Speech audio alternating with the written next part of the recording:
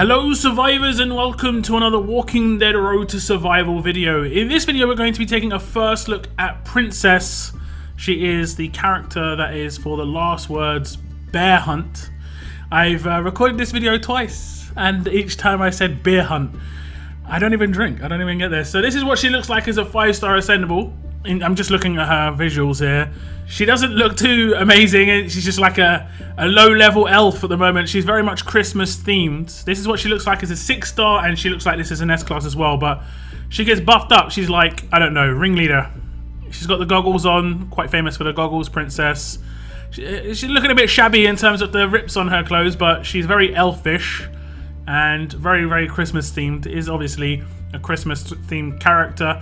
We'll just quickly run through the 6-star nice and quick. I'm not going to go too deep on the character itself at the moment, but 2.7k attack, so quite high attack, 2.3k defense, 1.9k or like very close to 2k HP. Tough character, considered a damage dealer. The rush is called Trickster's Resolve, 76 AP cost rush, deal 800% damage to a line of enemies. This character gets 50% bonus HP, while battling on the defense team, get 20% defense for 2 turns. So that's the first time we've seen this in terms of getting a little bonus while on a defense team or an attack team, I think. I'm not against this in theory. There could be ways that this is obviously not great. If it's overly used on 6 stars to promote their use on defense, it's bad because generally speaking 6 stars don't have much of a place on defense teams. But for S-class characters, it's not terrible. I think for 6 stars, it wouldn't be great for a defense team, you know, on that. But as this is an S-class character, I'm not going to judge it too heavily on the 6-star part of it. Now we'll go on to the active skill, and this is where things get very, very interesting, guys. The active skill is called Normalize, Taunt, and AP Gain. It has an initial cooldown of 2, a cooldown of 2, and a number of uses 5. And as it says, up to 3 enemies get normalized and taunt for 2 turns. This character gains 35% AP. Now, what does normalize do? I hear you say. Normalize cancels a character's specialist skill. And this can be shields, this can be payback, this can be bide. This is really good. Obviously, this has really been an issue, at least for a long time for a lot of people, and this character just as an active turn 2 can just cancel out 3 enemies. Obviously you can focus the one that you're really having an issue with, and they won't be able to do that any specialists. If they're a payback character, no more payback from that character. 1 shot with a rush, easy. Specifically if they're a bide characters are very, very hard to deal with because they seemingly can still take out S-class characters because you can't really, unless you can rush them heavy, they can just have so much stats. You know, I've seen 7k defense, 7k HP, and it's really hard to take those down. So Normalized removes a specialist skill, or at least nullifies it for the amount of turns. So 2 turns, those specialist skills will not count for much.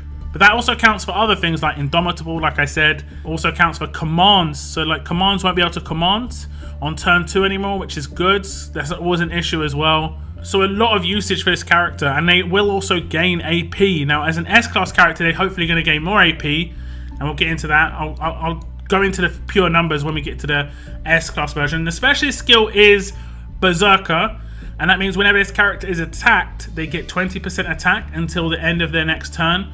Now, because she's got Taunt on her active, 3 characters taunting her, she's going to get a 60% boost for her rush turn, which is going to be turn 3. And that's gonna be huge. She's gonna get a 60% boost to what is already quite a lot of damage, 800% as a 6-star. As a S-class, it gets even higher. Now we'll check out her weapon as a 6-star. It's 30% attack as the main stat, a medium bonus to AP when attacking as the upgrade slot, and then the last slot is when being attacked, a 75% chance to get 50% attack for 2 turns. Now this will stack with Berserker, just like I think it would stack with on a roll, that sort of thing. And with the taunt, you know, you've got a very good chance of this actually happening. So that's her as a 6-star. I'm going to skip over to the S-class where we're going to break it down in depth. So as an S-class character, visually nothing changes as usual, but her stats obviously get boosted massively. 4.7k attack nearly, 4,691, 4,100 defense on the dot, and 3,561 HP. So not massively offensive. She's got quite good defensive stat with that, you know.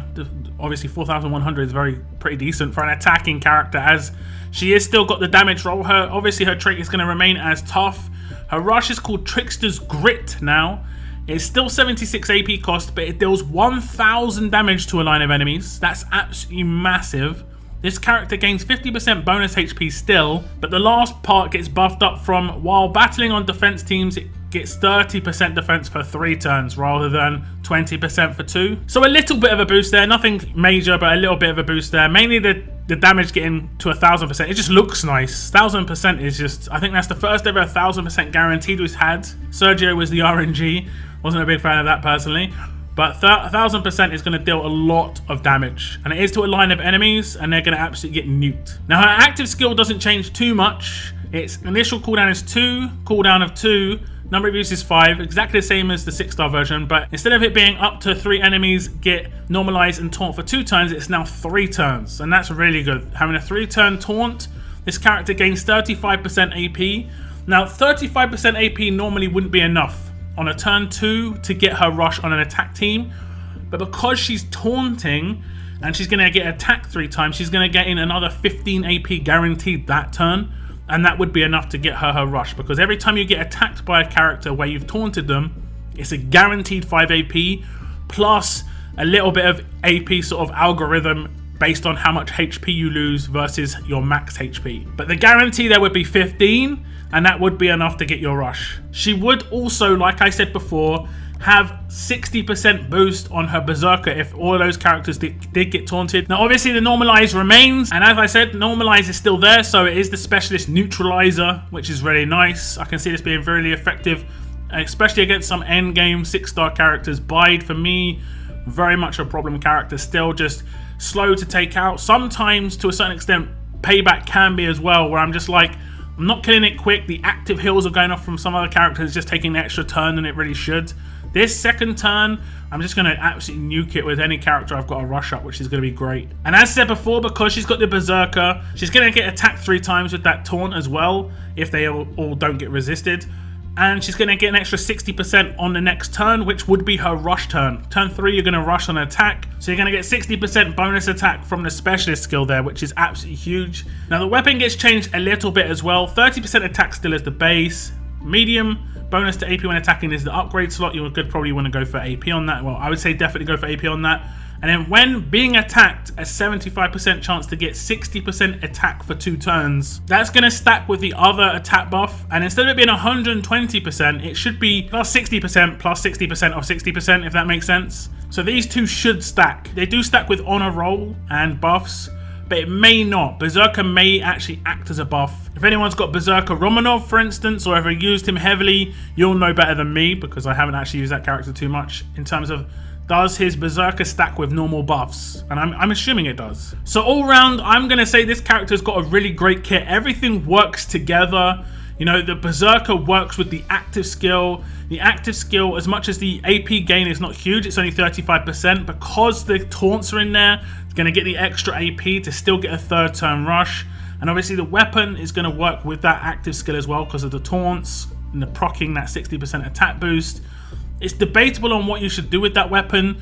You could potentially do AP on defense, and that way there's not a window on a defense team still.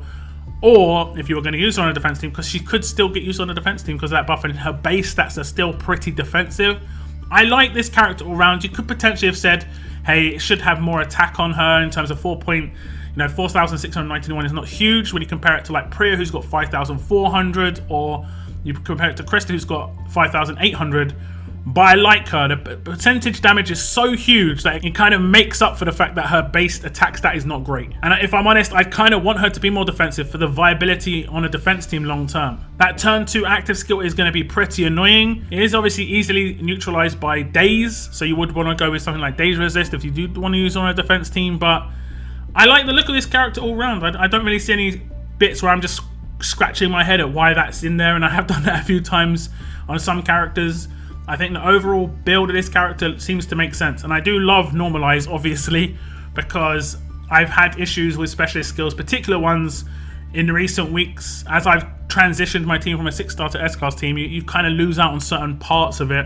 And certain teams that were easily taking down like Payback characters and by characters before like Bleed, I didn't have a Bleed team in the S-class era. It's just much harder to make. So I do like that active skill. Do tell me what you think about Princess. What do you think about normalize neutralizing specialist skills that is the end of my video. Thank you very much for tuning in, and as always, keep on surviving, guys. Keep on surviving.